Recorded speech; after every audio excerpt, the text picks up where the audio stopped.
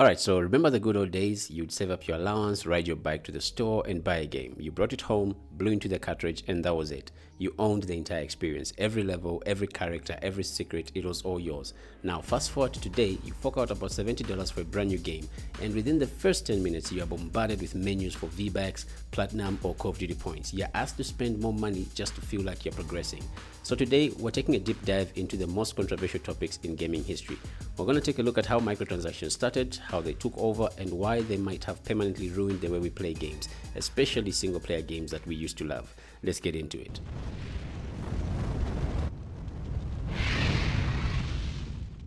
So to understand how we got here, we have to go back to the mid-2000s. Believe it or not, the idea wasn't inherently evil. Microtransactions weren't always a thing. In the early days of gaming, DLC was the main model. You paid for meaningful expansions or new levels, and it may have just started with the Xbox 360 marketplace. You see, Microsoft envisioned a future where you could pay a quarter to download a new shirt for your character, just a small way to personalize your digital life. But the experiment that kicked off the avalanche happened in 2006 with Elder Scrolls 4 Oblivion. You see, Bethesda released something called the Horse Armor Pack for 200 Microsoft points, which was about $2.50 at the time. You could put armor on your horse. Now, the internet mocked it mercilessly. It seemed so ridiculous. Why pay for something so trivial?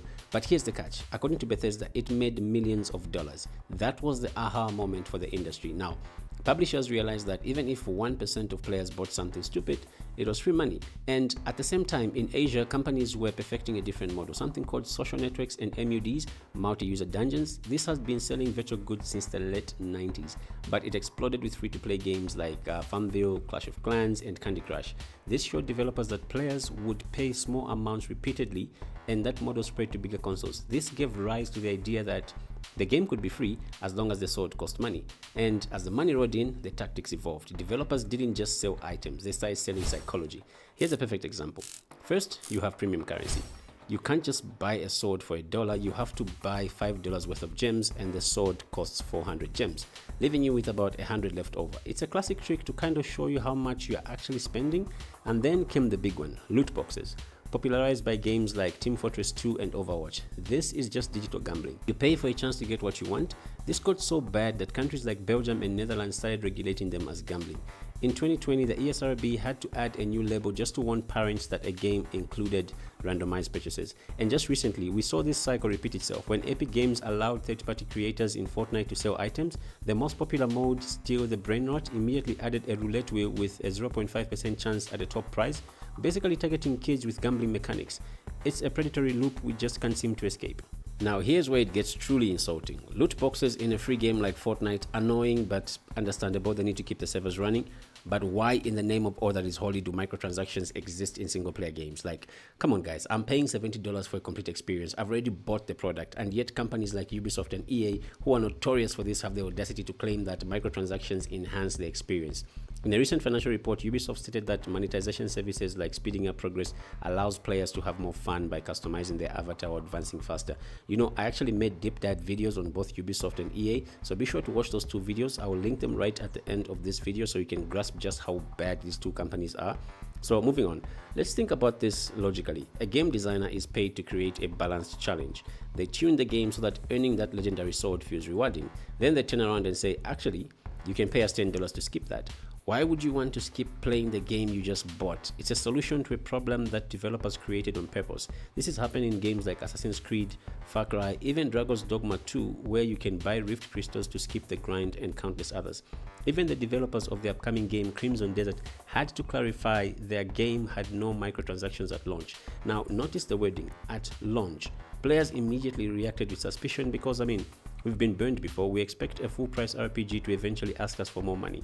If you can buy power or progression in a game I already paid for, it devalues the achievement. It turns work of art into a toll booth. So why do they keep doing it? Why risk the backlash? Because the money is absolutely mind-bogglingly insane. In 2024, the online microtransaction market was valued at over $87 billion. To put that into perspective, that's more than the entire box office revenue of the global film industry in some years. And projections show that by 2037, this market could exceed $220 billion. We aren't just buying games anymore, we are fueling a financial superpower. Approximately 58% of PC gaming revenue now comes from microtransactions. And on mobile, a staggering 79% of gaming apps use in-app purchases as their main revenue stream. Remember the Star Wars Battlefront 2 controversy? The most downvoted comment in Reddit history. That was because EA tied progression directly to loot boxes. It was so egregious that it actually sparked government investigations, but even when we scream, the money just talks louder. But maybe there's a sliver of hope. There's a massive pushback happening right now. Games like Elden Ring and God of War prove that you can sell tens of millions of copies without a single booster pack or time saver.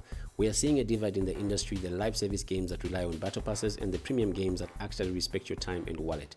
But unfortunately, as long as publishers see that 46% of us are willing to spend money on self-expression and cosmetics, they'll keep pushing the line. Microtransactions didn't just change how we pay for games, they changed how games are designed. They turned gameplay loops into frustration loops designed to extract cash. They took the pride of earning a rare item and replaced it with the impulse of buying it. So no, microtransactions don't enhance the experience, they monetize it, and in my book, that's how they helped ruin gaming. But that's just my take. I want to hear yours. What was the worst microtransaction you've ever seen? Was it the horse armor or something recent? Let me know in the comments below, and if you enjoyed this deep dive, smash that like button, subscribe, and ring the bell so you don't miss my next video. Thanks for watching, and I'll see you guys in the next video. Peace.